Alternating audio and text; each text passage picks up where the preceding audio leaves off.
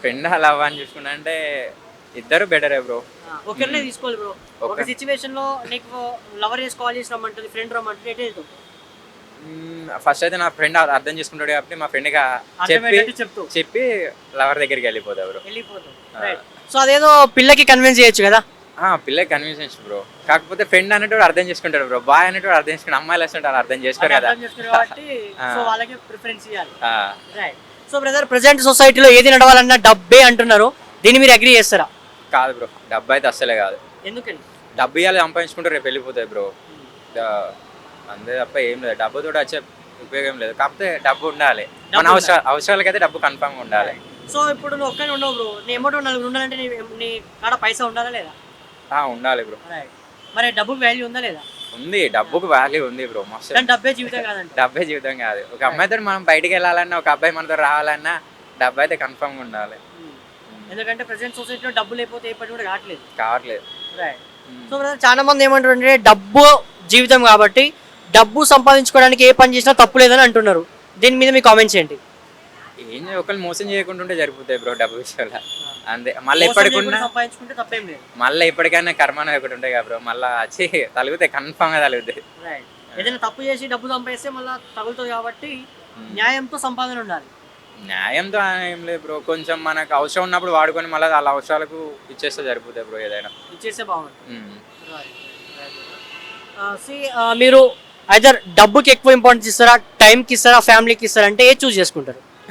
నేను ఎక్కువ ఫ్యామిలీకి ఇద్దాం అనుకుంటున్నా బ్రో. ఇప్పుడు నాకు తెలిసిన ప్రకారం అయితే ఫ్యామిలీకి ఇవ్వాలని. ఎందుకండి ఫ్యామిలీకి? ఎందుకంటే ఫ్యామిలీ ఒకసారి కోల్పోతే మళ్ళీ ఉండలేం బ్రో. సో చిన్నప్పటి నుంచి కనిపించిన తల్లిదండ్రులు కాబట్టి వాళ్ళకి ఎక్కువ టైం ఇవ్వాలనుకుంటున్నాను. అవును. కానీ ఒకనొక సిచ్యువేషన్లో తల్లిదండ్రులు చుట్టాలు కూడా ఎంత సంపాదిస్తున్నావు అని అడిగే సిచ్యువేషన్ వస్తుంది కదా. అవును బ్రో, వస్తుంది, కన్ఫామ్గా వస్తుంది. రిలేటివ్స్ వాళ్ళైతే అడుగుతారు, కానీ వాళ్ళకంటే మన అమ్మ నాన్నలకు మనం ఏం చెప్పుకున్నానే, మనం ఏం చేస్తానని చెప్పుకుంటే అమ్మ నాన్నల సపోర్ట్ ఉంటే ఎవరైనా ఏదైనా చేయొచ్చు. సో ఇంట్లో ఒక పిల్లవాడు తప్పు చేసినా మంచి చేసినా ఐదర్ స్టడీకి సంబంధించి దేనికైనా కూడా తల్లిదండ్రుల కంటే ఎక్కువ కూడా చుట్టాల ఇంపాక్ట్ ఎక్కువ ఉంటుంది నేను అంట. దీన్ని మీరు అగ్రీ చేస్తారా? చేస్తా బ్రో.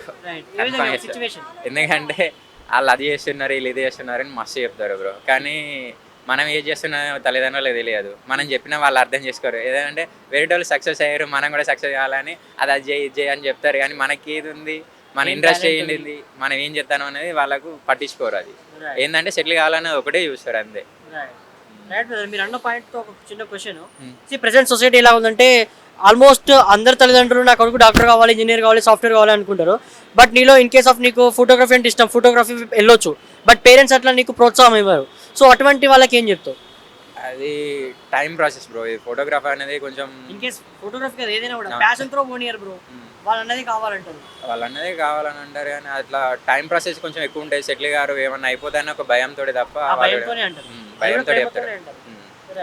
బట్ నిజంగా స్టూడెంట్ కున్న టాలెంట్ అనేది తెలియదు కదా తల్లిదండ్రులు. అవును, అడిగి తెలుసుకునే బాధ్యత ఉంటుందంటారా? కొందరికి ఉంటుంది, కొందరికి తెలుసు. స్టడీ చేసిన వాళ్ళు అయితే కన్ఫామ్గా తెలుసుకుంటారు బ్రో, అర్థం చేసుకుంటారు. ఇక చదువుకున్న వాళ్ళు అయితే పిల్లలే వాళ్ళకి చెప్పుకోవాలి, అర్థం చేస్తారు. సో చాలా మంది స్టూడెంట్స్ ఇప్పుడు ఎట్లా ఉన్నారంటే లేదా ఎగ్జామ్లో ఫెయిల్ అయినాను, లవ్లో ఫెయిల్ అయినా అని చెప్పేసి లైఫే అయిపోయిందని చెప్పుకొని సూసైడ్ చేసిన ప్లాన్ చేస్తుంటారు. సో వాళ్ళంటే వాళ్ళకి మీరు ఒక సజెషన్ ఇవ్వాలంటే ఏమి ఇస్తారు? సజెషన్ ఏమున్నాయి బ్రో, బాధపడండి, తర్వాత దాని నుంచి కోలుకోండి, తర్వాత మీరు మీ గోల్ మీద ఫోకస్ పెట్టండి అంతే. అంటే ఫెయిల్ అయిన దానికి బాధపడాలి, కంపల్సరీ పడాలి బ్రో. ఎన్ని రోజులు దాచుకుంటామంటారా? దాచుకుంటా అంటే ఏం లేదు, అది సంవత్సరం కానీ, నెల కానీ, 3 నెలలు కానీ, 6 నెలలు కానీ, ఎంతైనా కానీ బాధపడాలి. కన్ఫామ్గా బాధపడితేనే తొందరగా నువ్వు రికవర్ అయిపోతావు.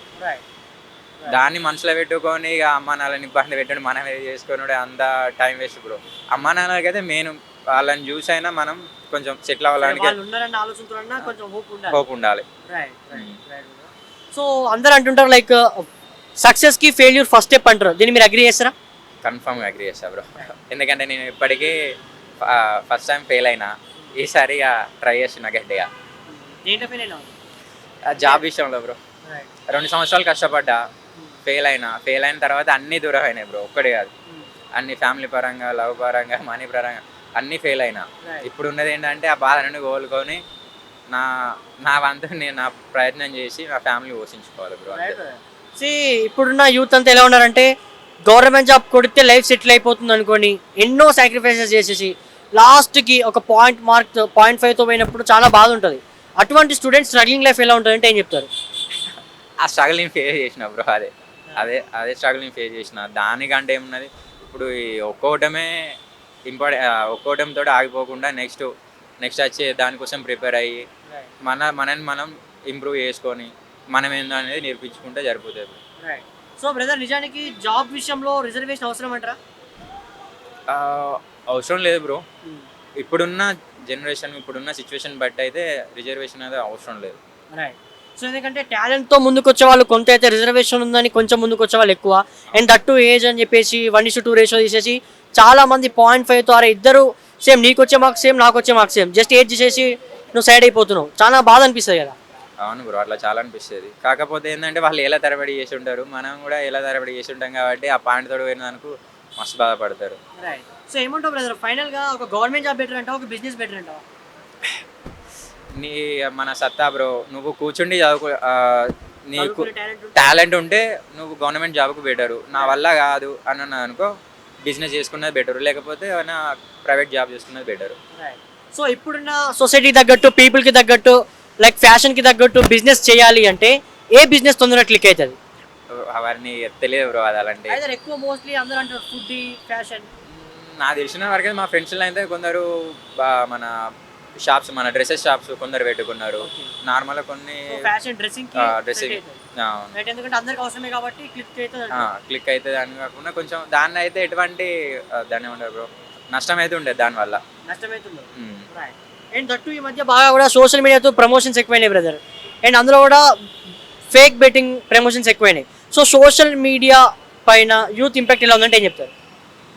ఏమన్నా బ్రో, బెట్టింగ్ వల్ల బాగా మంది లాస్ అవుతున్నారు. అది వాటి బెట్టింగ్ కోసం చేసుకోవడం కోసం లోన్లు తీయడం, ఆ లోన్లని కట్టలేక అప్పులు తీయలేక ఇంట్లో ప్రాబ్లమ్స్ అన్నీ ఫేస్ చేస్తున్నారు. ఈ బెట్టింగ్లు అనేది వేస్ట్ బ్రో. అంతే, దానివల్ల అసలు బెట్టింగ్స్ రీజన్ ఏంటన్నా? ఆశ, డబ్బు ఈజీగా డబ్బు సంపాదించుకోవాలి ఈజీ వేలా. సరైన నిర్ణయం అది. సరైన నిర్ణయం, కష్టపడాలి, పని చేయాలి, అంతే, డబ్బు సంపాదించుకోవాలి, జాబ్ చేయాలి బ్రో మెయిన్. ఎలా ఉంది ఇన్ఫ్లుయెన్సర్స్ ఇంపాక్ట్ ఎలా ఉంది ఇప్పుడు? వాళ్ళు ఏది చెప్తే అది నమ్ముతున్నారు. ఇన్స్టాగ్రామ్ చేయబట్టి అందరు ఫాలో అవడు చూసుడు, వాళ్ళు ఏది చెప్తే వాళ్ళు అదే చేస్తున్నారు. చెడుని ఎక్కువ ప్రమోట్ చేస్తారంటారా? బాగా చెత్త సోషల్ మీడియా బ్రో అంతా. ఎందుకు ఆ ఒపీనియన్ ఎందుకు వచ్చింది అసలు? ఎందుకు ఒపీనియన్ అంటే వాళ్ళు చెప్పేది తక్కువ, చేసేది ఎక్కువ బ్రో. ఏదో మంచి మంచి కొటేషన్ చెప్పేది ఎక్కువ, చేసే మొత్తం ప్రమోషన్, ఫేక్ ప్రమోషన్. వాళ్ళు ఏంటంటే వాళ్ళ ప్రాఫిట్ చూసుకుంటున్నారు కానీ వేరే వాళ్ళ లైఫ్ల గురించి చెప్తలేరు అంతే.